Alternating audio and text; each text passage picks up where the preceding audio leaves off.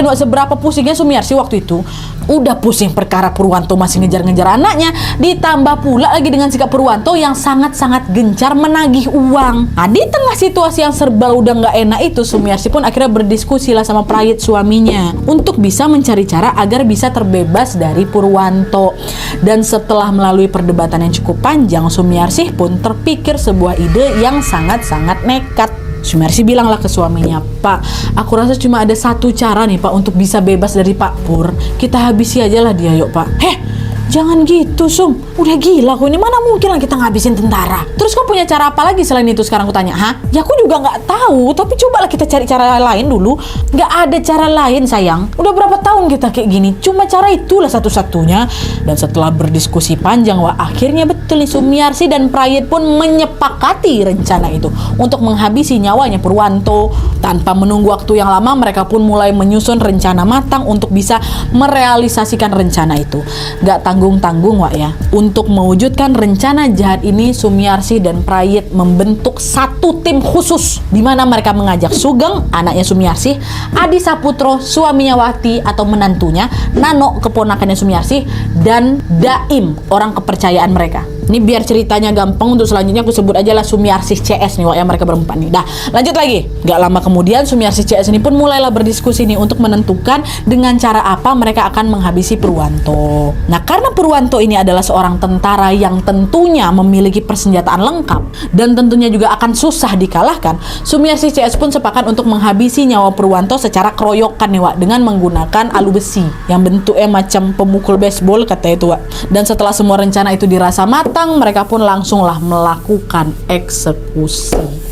Pada saat itu eksekusi penghilangan nyawa Purwanto dilaksanakan di rumah kediaman Purwanto yang terletak di Jalan Dukuh, Kupang Timur 17, Surabaya. Tepatnya pada tanggal 13 Agustus tahun 1988.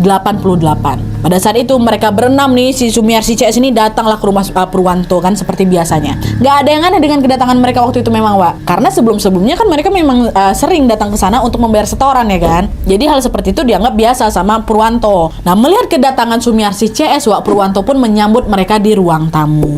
Nah, di saat yang bersamaan, dua anak Purwanto yang bernama Haryo Bismoko dan Haryo Budi Prasetyo sedang bermainlah itu di depan rumah. Sedangkan istri Purwanto yang bernama Sunarsi sedang memasak di dapur. Dan kebetulan pada saat itu ada keponakan Sunarsi yang lagi main di sana juga, namanya Sumaryatun. Jadi di rumah Purwanto ada berapa? Ada 5 orang nih, ya. Purwanto, istrinya, 2 anaknya sama keponakannya. Dah waktu udah nyampe, dah kumpul nih di ruang tamu, Sumiarsi CS pun membuka pertemuan itu dengan berbincang seperti biasanya. Sampai akhirnya ketika situasi dirasa sudah aman, tanpa menunggu waktu yang lama, Sumiarsi CS pun langsung menghajar Purwanto dengan menggunakan alu besi. Betul-betul tanpa ampun, Mereka memukul Purwanto dengan sangat brutal hingga membuat tulang iga Purwanto patah. Dan dalam waktu yang singkat, Purwanto pun langsung meregang nyawa. Dan setelah memastikan Purwanto tewas di tempat itu, Sumiarsi CS pun langsung membawa jasad Purwanto ke garasi. Dan di tempat itu jugalah mereka lanjut memukuli kedua anak Purwanto, yaitu Haryo Bismoko dan Haryo Budi Prasetyo, di mana sama seperti ayah mereka juga dipukuli pakai alu besi itu di tempat sampai tewas juga, Di garasi itu mereka dihabisin. Nah, di saat yang bersamaan, istri Purwanto yang ada di belakang, yang ada di dapur, dengar tuh ada suara keributan di depan. Dengan segera dia dan Sumaryatun, keponakannya ini pun langsung memeriksa ke arah garasi. Tapi naasnya ketika 2 orang tadi tiba di garasi, Sumiarsi CS langsung segera mencekik mereka berdua hingga tewas juga. Di momen itu berarti sudah ada 5 orang korban yang kehilangan nyawanya. Pertama Purwanto, kedua Sunarsi istrinya, Haryo Bismoko anaknya, Haryo Budi Prasetyo anaknya, sama Sumaryatun keponakan Sunarsi kan. Dan FYI masih ada satu anaknya Purwanto lagi yang berhasil selamat. Dia kan 3 anaknya tuh. Nah, si anak ini bernama Haryo Abrianto. Nah, pada saat peristiwa naas itu terjadi, dia sedang menjalankan pendidikan sebagai taruna Akademi Angkatan Laut. Dia nggak ada di sana, tinggal lah si abang ini. Nah, dia tuh kan, tanpa membuang banyak waktu lagi, Sumiarsi CS pun langsung menggotong jasad 5 orang tadi dan dimasukkan ke dalam mobil milik Purwanto. Dan untuk membuang jejak, Sumiarsi CS membawa kelima jasad tersebut ke daerah desa Songgoriti di Malang, Kenapa dibawa ke sana? Karena di daerah itu ada salah satu jurang yang lumayan dalam nih. Nah, di dalam jurang itulah Sumiarsi CS pun membuang mobil milik Purwanto beserta dengan 5 jasad korban yang mereka biarkan tetap berada di dalam mobil ke dalam jurang itu, biar terkesan kalau kejadian ini terjadi karena kecelakaan mobil lah gitu, Dan setelah melakukan hal itu, Sumiarsi CS pun kembali dengan hati yang lega. Yes, kita berhasil guys, coy. Nah, di saat yang bersamaan Wak, ada nih seorang polisi bernama Marlin Wibowo sedang menghabiskan malam minggunya di kawasan Kota Malang. Tapi ketika dia masih di perjalanan, Pak Marlin ini dikejutkan dengan suara monitoring di handy talkie-nya yang mengatakan bahwa lapor ada kecelakaan mobil yang terperosok di jurang nih di daerah Songgorati. Dari laporan itu karena dia dan beberapa polisi lainnya pun langsunglah mengecek ke TKP. Dan di kedalaman 15 meter di dalam jurang itulah mereka menemukan jasad Purwanto dan juga 4 orang lainnya di situ. Awalnya betulan tuh, hampir berhasil tuh. Mereka mengira kalau itu adalah karena kecelakaan mobil. Tapi setelah diteliti lebih lanjut lagi, ternyata ada banyak sekali luka mencurigakan di tubuh para korban yang bukan berasal dari luka kecelakaan, melainkan luka bekas pukulan benda tumpul. Dari situlah mereka menyimpulkan kalau kejadian ini merupakan peristiwa penghilangan nyawa. Akhirnya tanpa menunggu waktu yang lama, polisi pun langsung melakukan penyelidikan besar-besaran atas kasus ini. Entah gimana detail penyelidikannya kami nggak nemuin, tapi yang jelas polisi akhirnya mengetahui kalau pelaku dari kejadian ini adalah seorang mucikari yang sangat kondang di Gang Doli itu, yaitu siapa? Sumiarsi. Polisi dengan segera pun langsung mempelajari hubungan antara Purwanto sama Sumiarsi nih. Nah, dari situlah mereka tahu apa motif yang mendasari tindakan kriminal penghilangan nyawa yang dilakukan sama Sumiarsi CS. Akhirnya para pelaku pun segera langsung diamankan dan langsung dibawa ke pengadilan.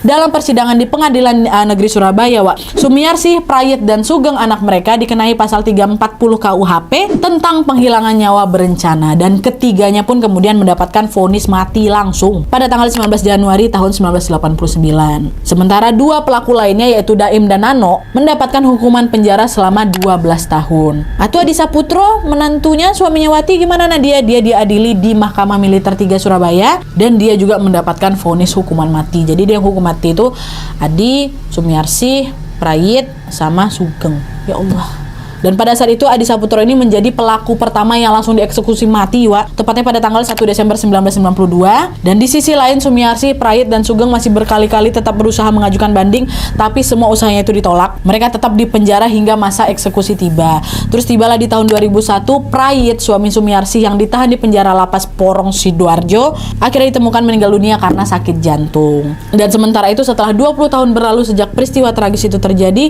Sumiarsi dan Sugeng pun akhirnya dieksekusi mati pada tanggal 19 Juli tahun 2008. Ibu dan anak ini, Wak. Eksekusi mati Sumiarsi dan Sugeng pun menjadi penutup dari panjangnya kisah tragis ini.